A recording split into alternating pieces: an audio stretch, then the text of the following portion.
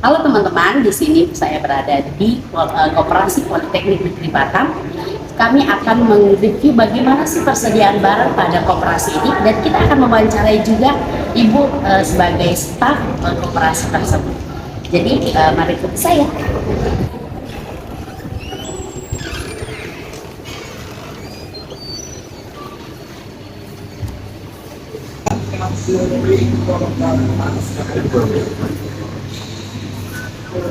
Selamat pagi. Mau duduk sama kursi aja deh. Berdiri aja. Boleh.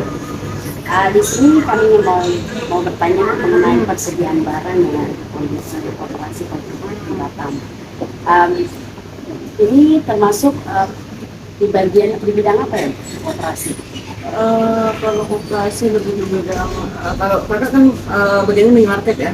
Jadi penyediaan kayak barang makanan, minuman, ATK itu sih kalau yang di minimarket, sama ada print sama fotokopi gitu.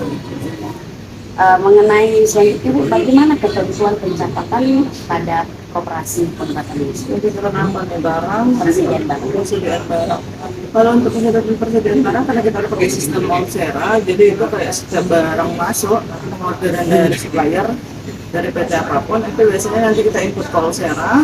Nah di Onsera sendiri nanti kayak kan punya Onsera induk, yang dimana itu bisa input barang masuk atau ada barang return bisa dikeluarkan dari sini.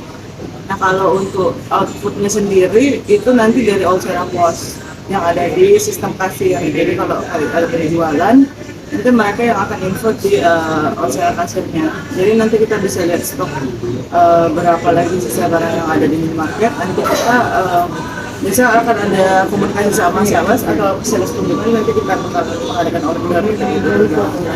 Berarti di dalam aplikasi tersebut. Atau bisa juga kita lihat cek fisik di display kayak gitu, karena kan memang kita stoknya tidak terlalu banyak. Yang saat ini juga belum bisa dipakai kayak gitu. Ya, berarti Politeknik juga memiliki bidangnya untuk Ya, koperasi kemarin ada gudang di bagian gedung belakang kantin, tapi sekarang karena gudangnya bocor, itu tidak kita gunakan lagi untuk penyimpanan barang. Takutnya kalau ada rayap itu istilahnya bisa mempengaruhi juga gitu. Nah, selanjutnya Bu, bagaimana untuk sistemnya itu yang digunakan catatan persediaan barang itu mudah dilakukan atau ada kendala yang lain? Kalau untuk sistem pencatatan paling lebih rumitnya itu saat ini ya ada kenaikan harga, karena kita sedang masukin barang di inventory itu kita harus cek dulu berapa jumlah produk yang ada di invoice, orderan, sama berapa perubahan harga yang tertera di invoice tersebut. Jadi kalau seandainya ada perubahan entah itu 500 perak atau 300 perak, otomatis mempengaruhi dengan harga jual kita di minimarket. Nah itu sih paling kita harus kalkulasikan dulu berapa persen kenaikannya kayak gitu. Itu nanti baru kita tentukan harga jualnya berapa kenaikannya nanti. Selanjutnya Bu, bagian apa yang sering terlibat dalam pencatatan Kalau pencatatan sendiri ya, stok barang itu kakak sendiri sama karyawan yang jaga di depan, karena kita kan saat ini masih istilahnya nggak ada divisi yang membagi untuk pencatatan khusus. Jadi kalau seandainya supplier kita kan beragam, bukan cuma dari PT, ada juga yang usaha UMKM gitu.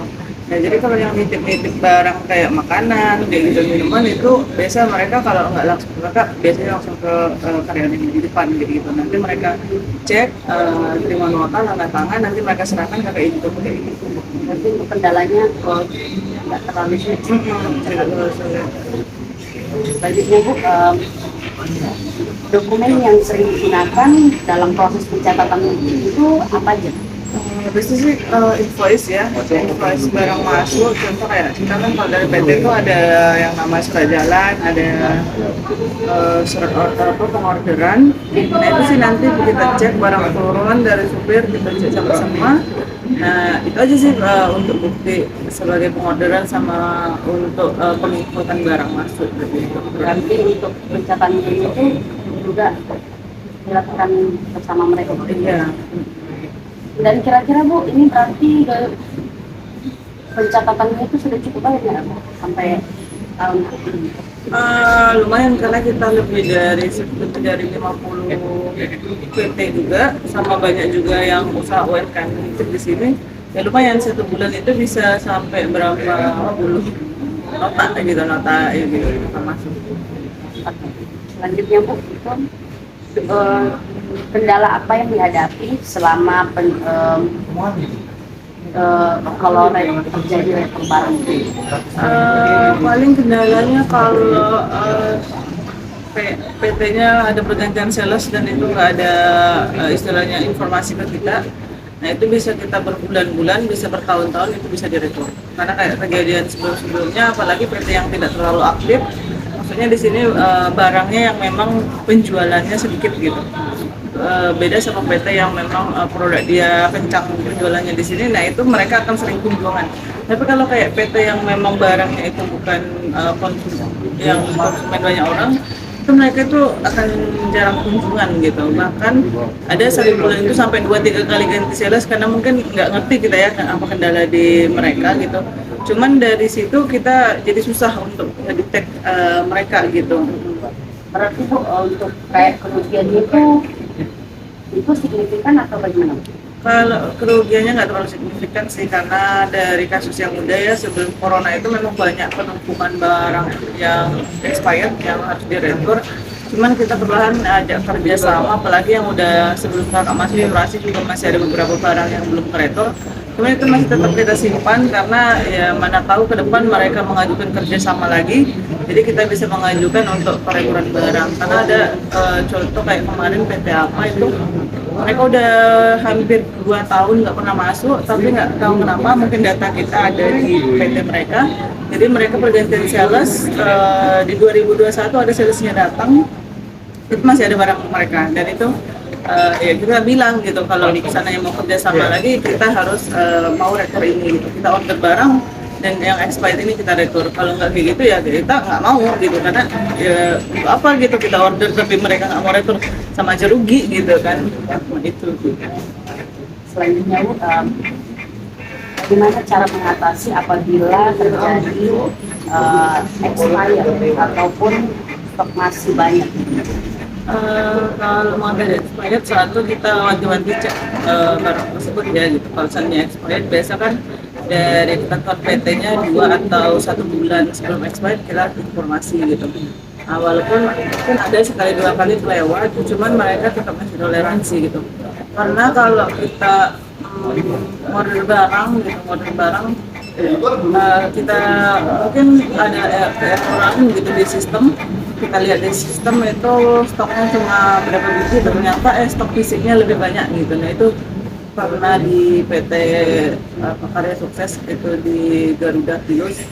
Nah itu sampai 2 bal expired, cuman mereka tetap mau nerima gitu, tetap mau nerima karena memang mereka juga ngelihat kan bagaimana sistem orderan kita per bulan. Mereka juga meninjau kelancaran kita dalam mengorder sama mereka gitu.